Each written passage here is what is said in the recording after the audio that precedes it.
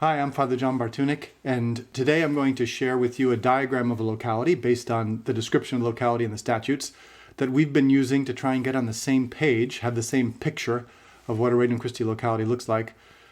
We've been using it with the mission support team, with the plenary for the Federation, and with our legionary superiors as well. So we've gone through various iterations of this diagram, this image, and hopefully it's going to help us all kind of line up some expectations and get synchronized with what we have in our minds when we say a Regnum Christi locality. So let's dive in.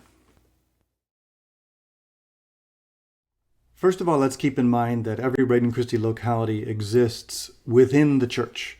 And the Church is always the background of everything we do. We only exist because of the Church. If there was no Catholic Church, there would be no Regnum Christi.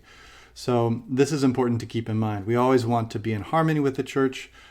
We always want everything we do to further the mission of the Church, to work kind of with great synergy. It doesn't mean that we have to take over the Church, doesn't mean that we use the Church, but we're in harmony. We're working together. We see ourselves and conceive ourselves and live and work and benefit from the local Church. We contribute to the local Church. This is important. This is the background for everything.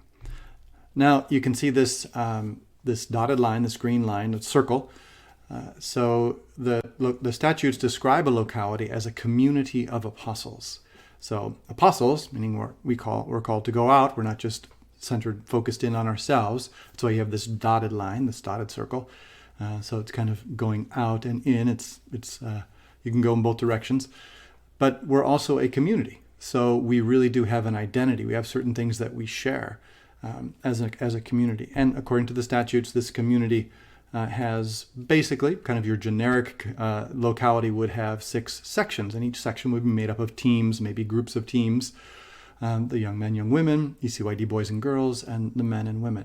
Now we know that section life is envisioned in the statutes as dynamic and maybe more flexible than in the past. It can take different forms. You can even have teams of married couples, but basically these sections are within the larger community of apostles. These sections are smaller communities. So in a sense, really a locality is more of a community of communities of apostles. And the structures, the simple structures of these sections are designed to help the members of those communities really live their identity and their mission to the full.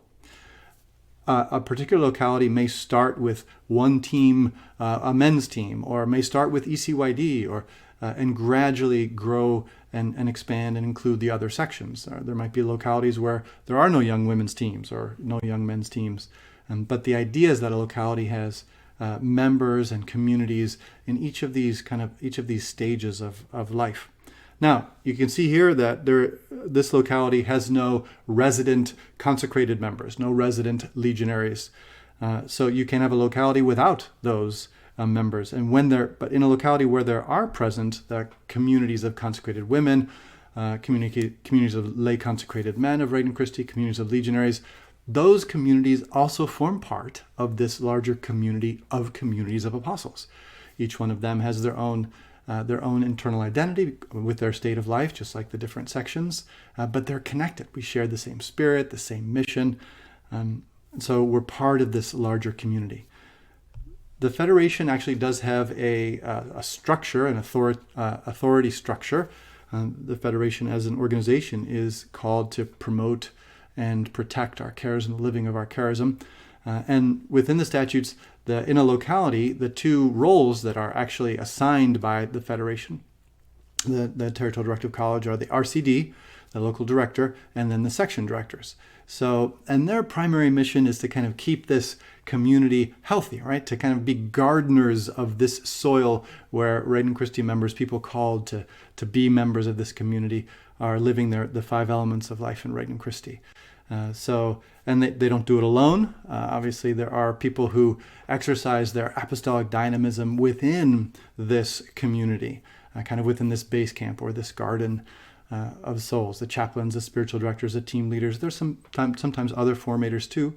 And together we kind of take care of this community so that internally the life of this community of apostles, this community of communities of apostles, is healthy. we're living all five dimensions or all five elements of Regnum Christi. We're our ongoing formation. We're growing. We're being nourished. We're nourishing each other. And you can see the dynamism of this picture. Not all spiritual families have a picture like this, a little portrait. And we have so many different states of life, so many different ways of contributing to this community. So everyone, in a sense, is responsible for that communion, that discovering of how to contribute to others and how to receive what others have to contribute, so that our internal life can be healthy. We can be growing.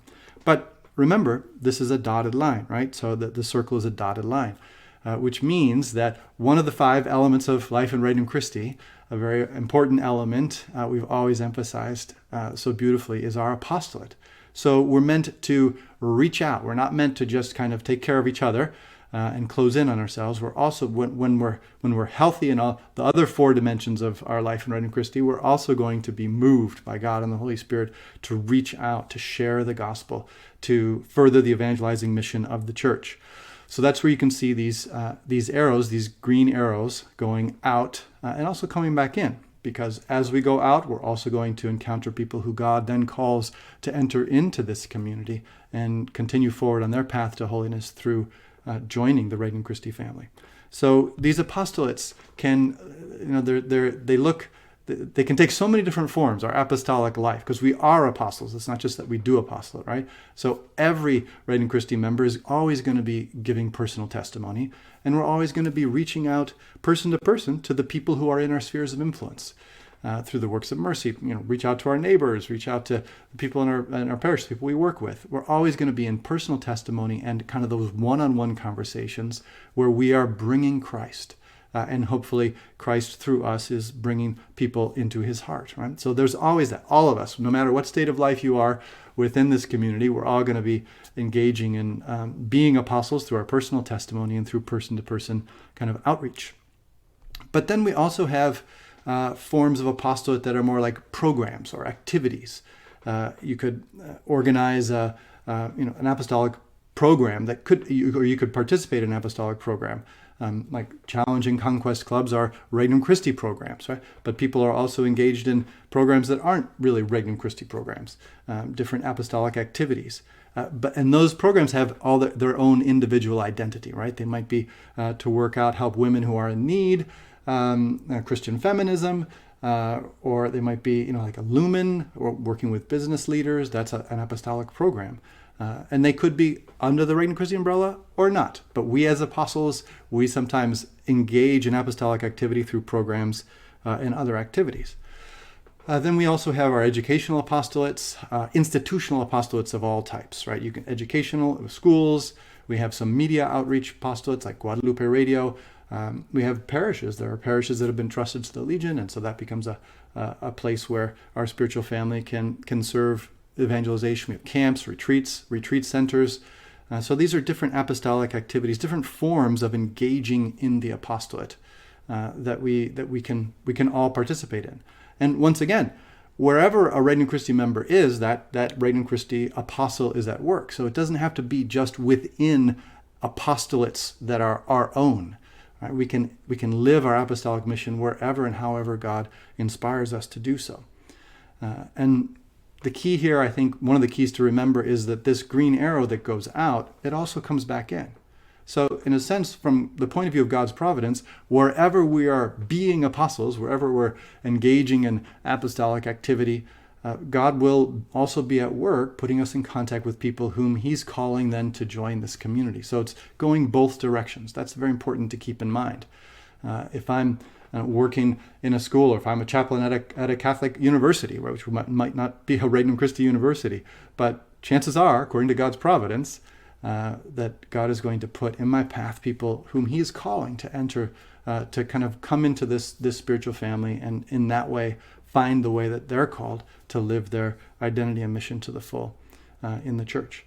So the arrows go both directions. One other point here is, notice, put these dots inside the circle, and the colors of the dots correspond to the different types of boxes, right? So these communities within this larger community, lay members, legionaries, consecrated members, many of us will be called to exercise, to serve the family within the circle. We'll spend maybe 85% of our time and energy within that circle, through accompaniment, through giving formation, through sacramental attention, whatever it might be.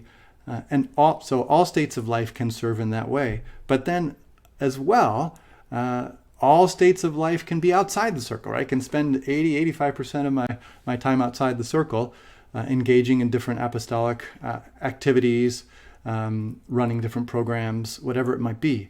And the point here is that all states of life can engage in all types of activities. And that's important for us to keep in mind. It's been especially important for us as legionaries to understand. There may be a legionary whose main mission is not to be a chaplain or a spiritual director within that circle, within the base camp of this community of apostles. He may spend almost all of his time in some kind of outreach apostolate. He's still living as a member of the Regnum Christi family. He's still doing that. Same with a layperson.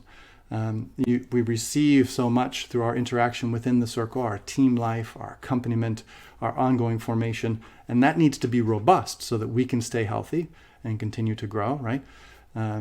But we can also then reach out, we can engage in activities outside the circle, and wherever we are, when we're inside, when we're outside, we're still living this Regnum Christi identity and this mission.